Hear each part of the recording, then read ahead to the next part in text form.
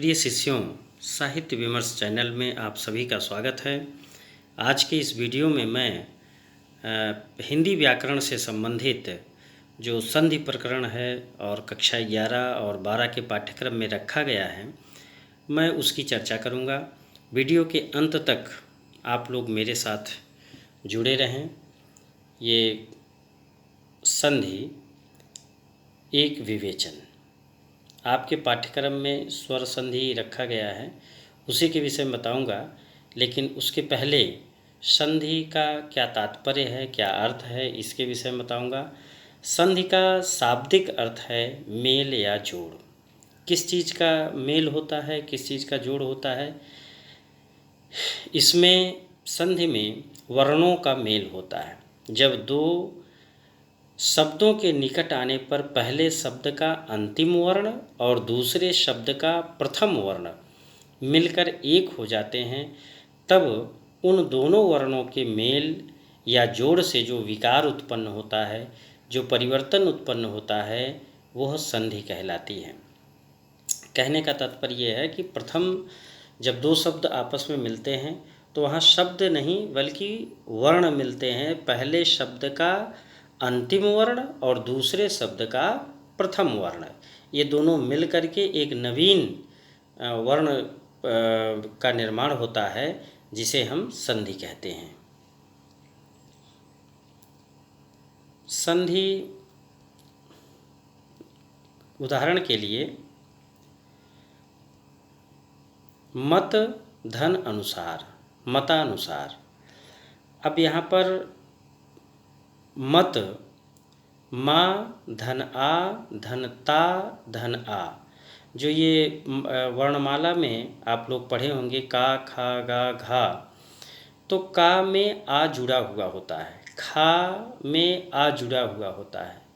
उसी प्रकार से गा घा और सभी वर्णों में जो व्यंजन जितने हैं, उन सभी में अंतिम जो वर्ण है वो आ हुआ करता है।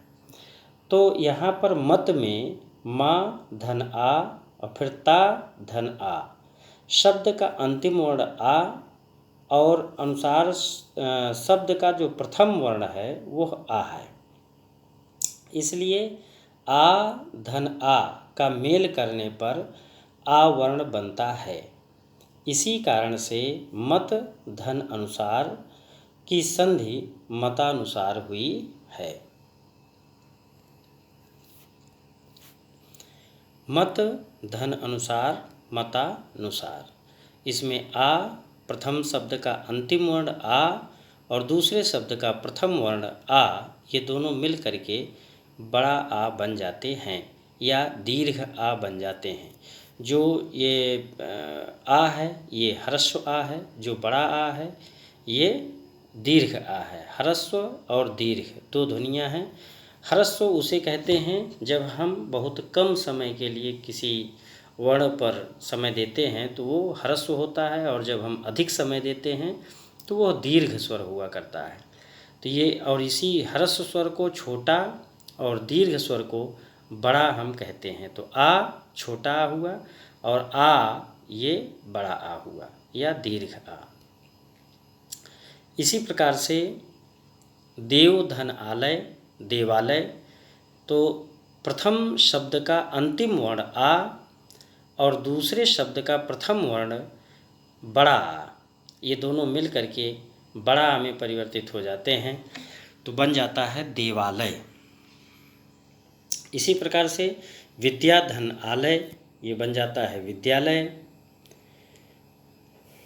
और जितने भी संधियाँ होती हैं, इसमें प्रथम शब्द का अंतिम अक्षर या अंतिम वर्ण और दूसरे शब्द का प्रथम वर्ण मिल करके एक नवीन परिवर्तन करते हैं। संधि के भेद, संधि तीन प्रकार का है। पहला स्वर संधि, दूसरा व्यंजन संधि और तीसरा विसर्ग संधि। आपके पाठ्यक्रम में यानी कक्षा 11 और 12 के पाठ्यक्रम में स्वर संधि रखा गया है, और स्वर संधि में भी केवल 4 संधियाँ रखी हैं। इसकी चर्चा हम आगे करेंगे। सबसे पहले स्वर संधि किसे कहते हैं? जब स्वरों का स्वरों के साथ मेल होता है तब स्वर संधि कहलाता है। जैसे विद्या धन आलय, तो विद्या में जो प्रथम शब्द है विद्या, इसका अंतिम वर्ण है आ, बड़ा आ, और आलय का प्रथम वर्ण है बड़ा आ। ये दोनों मिल करके बन जाते हैं बड़ा आ और बनता है विद्यालय। विद्यालय, विद्या धन आलय, विद्यालय। अब स्वर संधि के भेद। स्वर संधियाँ 5 प्रकार की हैं। वैसे संस्कृत में 7 प्रकार हैं, लेकिन हिंदी में 5 प्रकार के संधियों में दीर्घ संधि, गुण संधि, वृद्धि संधि, यण संधि और अयादि संधि, इसके अलावा पर रूप संधि और पूर्व रूप संधि ये भी मानी जाती है। दीर्घ संधि। दीर्घ संधि, इसका नियम है ह्रस्व या दीर्घ आ ई उ। ह्रस्व आ हो या दीर्घ आ हो, ह्रस्व ई हो या दीर्घ ई हो, ह्रस्व उ हो या दीर्घ उ हो, और ह्रस्व या दीर्घ री हो। री संस्कृत में है, इसलिए इसकी चर्चा यहाँ पर नहीं करेंगे।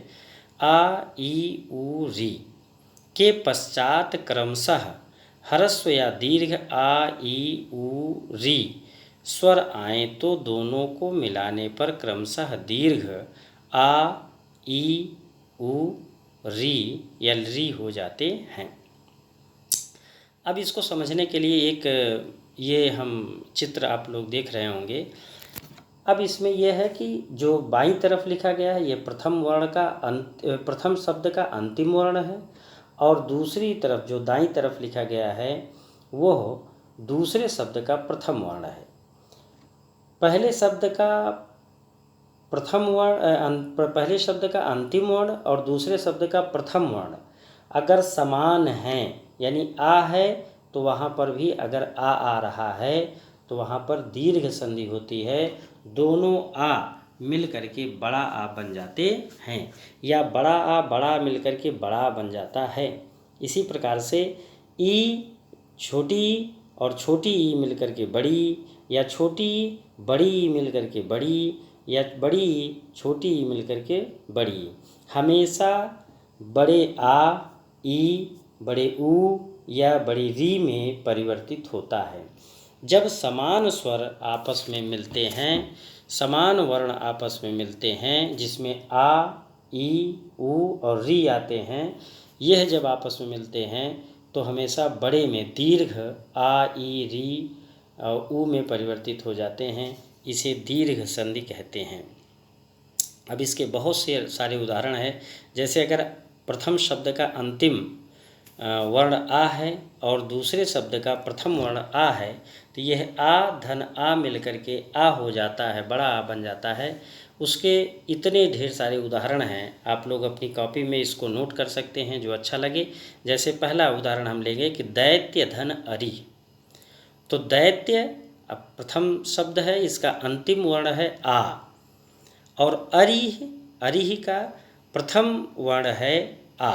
ये आ और आ मिलकर के बड़ा आ में परिवर्तित हो जाता है और बन जाता है दैत्यारी। इसी प्रकार से वीर धन अंगना, तो परिवर्तित हो जाएगा बड़े आ में वीरांगना। इसी प्रकार से ढेर सारे ये उदाहरण दिए गए हैं, आप लोग अपनी कॉपी में नोट कर सकते हैं। आ धन बड़ा आ, ये भी परिवर्तित हो जाएगा बड़ा आ में, तो यहाँ पर दीर्घ संधि होगी। समान स्वर आपस में मिल रहे हैं तो दीर्घ संधि होगी। जैसे कमल धन आकरह, तो कमल में अंतिम वर्ण है छोटा आ और दूसरा शब्द आकरह में प्रथम वर्ण है बड़ा आ। ये दोनों मिल करके परिवर्तित हो जाते हैं बड़े आ में और बन जाता है कमलाकरह। कमल धन आकरह बन जाएगा कमलाकरह।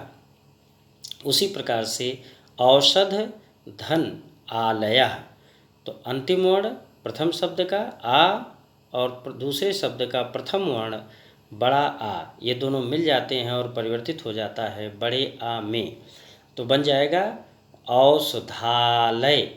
औषध धन आलयः बन जाएगा औषधालयः। इसी प्रकार से बड़ा और छोटा ये दोनों मिल करके बन जाते हैं बड़ा, या ये इसको ऐसे कह सकते हैं कि ये दीर्घ आ और धन ह्रस्व आ ये परिवर्तित हो जाएगा दीर्घ आ में। जैसे परीक्षा, अब परीक्षा में अंतिम वर्ण हो जाएगा बड़ा या दीर्घ आ, और धन अर्थी में आ छोटा है तो आ और आ ये दोनों मिल करके बन जा रहे हैं बड़ा। तो परीक्षा धन अर्थी बन जाएगा परीक्षार्थी, विद्या धन अर्थी बन जाएगा विद्यार्थी। इसी प्रकार से ई धन ई या ई और बड़ी ई मिल करके ये बन जाएगा बड़ी ई। जैसे अति धन ईव तो बन जाएगा अतीव। कवि धन इंद्रः तो बन जाएगा कवींद्रः। इसी प्रकार से ऊ और ऊ ये मिल करके बड़े ऊ में परिवर्तित हो जाते हैं।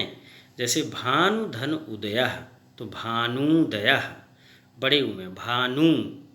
अब इसमें आप देखें प्रथम जो शब्द है उसमें छोटे ऊ का मात्रा लगा है, यानी इसका अंतिम वर्ण छोटा ऊ है, लेकिन जब परिवर्तित होता है ऊ के साथ मिलकर के बड़ा ऊ बनता है तो ये भानुदयः हो जाता है। भानु धन उदयः बनेगा भानुदयः।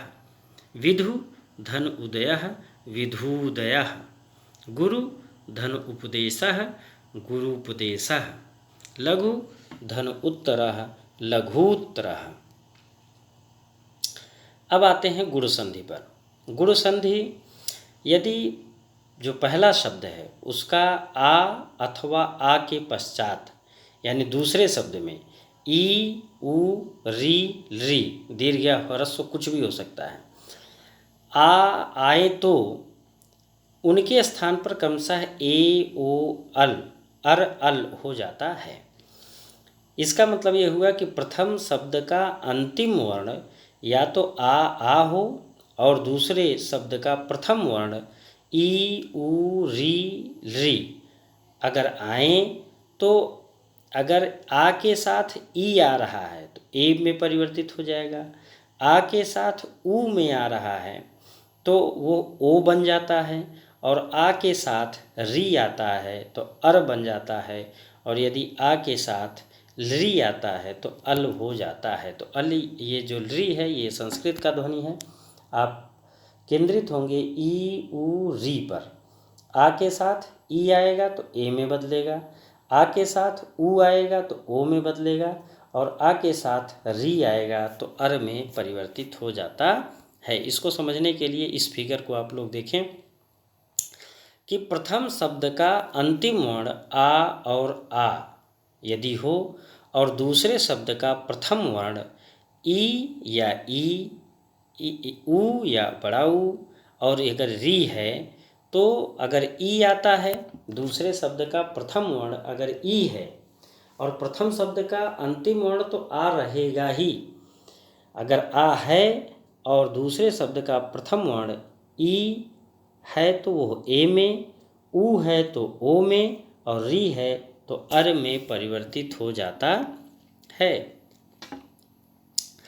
अब इसका एक एक उदाहरण देखिए। जैसे आ और ई आता है तो जब बताए थे कि अगर ई आता है तो वो ए में परिवर्तित होगा, या बड़ी ई आता है तो ए में परिवर्तित होगा। जैसे नर धन इंद्रः तो आ और ई ये मिलकर के ए बन जाएंगे तो हो जाएगा नरेंद्रः। सुर धन इंद्रः ये बन जाएगा सुरेंद्रः। पुष्प धन इंद्रः पुष्पेंद्रः। इसी प्रकार से आ और बड़ी मिल करके ए में पड़ेगा। जैसे नर धन ईशः तो नरेशः। परम धन ईश्वर परमेश्वरः। सोम धन ईशः सोमेशः। इस तरीके से परिवर्तित हो जाता है। और आ और ई मिल करके ये भी ए में परिवर्तित होगा। जैसे रमा धन इंद्रः तो बन जाएगा रमेंद्रः। महा धन इंद्रः महेंद्रः। आ बड़ा और बड़ी ये दोनों मिलकर के ए में परिवर्तित होते हैं। जैसे आ महा धन ईशः तो महेशः। उमा धन ईसह उमेशह में परिवर्तित हो जाएगा। अब आ और उ, अगर उ मिलता है दूसरे शब्द का प्रथम वर्ण, अगर उ आता है तो वह ओ में परिवर्तित हो जाता है। जैसे वीर धन उचित, तो वीरोचित, वीर धन उचित, वीर में अंतिम वर्ण है आ, उचित में प्रथम वर्ण है उ, ये आ और उ मिलकर के बन जाते हैं ओ। तो वीर धन उचित तो वीरोचित, मानव धन उचित मानवोचित, पर धन उपकारः परोपकारः। आ और बड़ा हो ये मिलकर के ओ बन जाता है। जैसे सूर्य धन ऊर्जा तो सूर्योर्जा, नव धन ऊढ़ा तो नवोढ़ा, जल धन ऊर्मि तो जलोर्मि, ओ में परिवर्तित हो जाता है। आ और उ ये दोनों मिलकर के ओ बन जाते हैं। जैसे महाधन उत्सवः, तो आ और उ ये मिलकर के ओ बन जाएगा, हो जाएगा महोत्सवः, महाधन उष्ण महोष्ण। इसी प्रकार से आ और री अगर ये मिलता है, आ के साथ अगर री मिलता है तो यह अर में परिवर्तित हो जाता है। जैसे देव धन ऋषि तो देवर्षि, सप्त धन ऋषि सप्तर्षि, और ब्रह्म धन ऋषि ब्रह्मर्षि, इस प्रकार से परिवर्तित होता है। अब यण संधि, यण संधि में यदि प्रथम शब्द में दीर्घ या ह्रस्व ई उ री आए और उसके बाद जो दूसरे शब्द का प्रथम वर्ण है अगर कोई भी भिन्न स्वर है तो ई का या और उ का वा और री का रा और री का ला में परिवर्तन हो जाता है तथा व्यंजन में से स्वर के निकल जाने पर हलंत हो जाता है। अब यहाँ पर देखें यानी परिवर्तन किस में होता है, या वा और रा, ली को छोड़ देते हैं, या वा और रा में। या कब बनेगा, जब ई के साथ कोई भी भिन्न स्वर आए तो वह या में परिवर्तित होगा। उ के साथ कोई भी भिन्न स्वर आता है तो वह वा में परिवर्तित होता है, और री के साथ कोई भी भिन्न स्वर आता है तो वह रा में परिवर्तित होता है। इसको इस उदाहरण के साथ देखें कि ई के साथ कोई भिन्न स्वर तो या में, उ के साथ कोई भिन्न स्वर तो वा में, और री के साथ कोई भी भिन्न स्वर आए तो वह रा में परिवर्तित हो जाता है। अब उदाहरण देखें, जैसे पहले शब्द का अंतिम वर्ण यदि ई या बड़ी है और दूसरे शब्द का प्रथम वर्ण आ या आ है, यानी इस पहले शब्द में ई के साथ कोई भी भिन्न स्वर आए, अब यहाँ पर सिर्फ आ का दिया गया है तो यह या में परिवर्तित हो जाता है। जैसे अति धन अधिक तो अत्यधिक, या में परिवर्तित, अत्य बीच में या आ जाएगा, अत्यधिक। यदि धन अपि तो यद्यपि, रीति धन अनुसारः रीत्यनुसारः, प्रतिधन आशा तो प्रत्याशा, इस प्रकार से परिवर्तन होता है। अब ई के साथ मान लो उ आता है तो ये उ आएगा तो यू में परिवर्तित हो जाएगा। उपरि धन उक्तम तो उपर्युक्तम, अति धन उत्तमः अत्युत्तमः। ई के साथ ए आता है तो य में परिवर्तित हो जाता है। जैसे प्रतिधन एकम तो प्रत्येकम, अधिधन एषणः अध्येषणा। उ के साथ आ अगर आता है तो वा में परिवर्तित हो जाता है। अब देखें कि अगर उ प्रथम वर्ण उ है, प्रथम शब्द का अंतिम वर्ण उ है और उसके साथ कोई भिन्न स्वर आता है तो वह वा में परिवर्तित हो जाता है। जैसे सुधन अच्छा तो स्वच्छ, मनुधन अंतरे तो मन्वंतरे, मधुधन अरिहि मध्वरि। उ और ई अगर है, उ के साथ ई तो ये वी में परिवर्तित होगा। जैसे अनुधन इतः इति तो अन्विति, अनुधन इतः अन्वितः। उ धन ए यह वे में परिवर्तित होगा। जैसे प्रभुधन एषणम तो प्रभवेषणम, अनुधन एषणम अन्वेषणम। अब री के साथ अगर कोई भिन्न स्वर आता है तो वो रा रा री में परिवर्तित। जैसे पितृधन अनुमति है तो पितृनुमति, धातृधन अंशः धात्रंशः, मातृधन आज्ञा तो मात्राज्ञा, पितृधन आज्ञा तो पित्राज्ञा। अब अयादि संधि है, चौथा संधि अयादि। यदि प्रथम शब्द का अंतिम वर्ण ए ऐ ओ औ, प्रथम शब्द का अंतिम वर्ण ए ऐ ओ औ आए और दूसरे शब्द का प्रथम वर्ण अगर कोई भी भिन्न स्वर आता है तो ए आए में, ऐ आय में, ओ औ में और औ आओ में परिवर्तित हो जाता है। इसको इस उदाहरण से देखें। ए आय में, ऐ आय में, ओ औ में और औ आओ में परिवर्तित हो जाता है। एक एक उदाहरण देखें। जैसे ए धन आ, अगर ए के साथ आ आता है या कोई भी भिन्न स्वर आता है तो वह अय में परिवर्तित हो जाए। जैसे ने धन अनम तो नयनम, से धननम सयनम। इसी तरीके से अगर अय के साथ अह आता है तो वो आय में परिवर्तित। जैसे नय धन अकह तो नायकः, गय धन अकह तो गायकः, गय धन अनह गायनः। अब आगे देखें। अय और ई, अगर अय के साथ भिन्न स्वर में ई आता है तो आई में परिवर्तित। जैसे नय धन इकाह तो नायिकाह, गय धन इकाह गायिकाह, ओ धन आ अगर आता है तो वो औ में। जैसे पो धन अनः पवनः, भो धन अनः भवनः। इस तरीके से परिवर्तित होता है। ओ और ई का अगर योग है तो अवि में। जैसे पो धन इत्रम पवित्रम, ओ और ई का है तो अवि। जैसे गो धन ईसह गवीसह।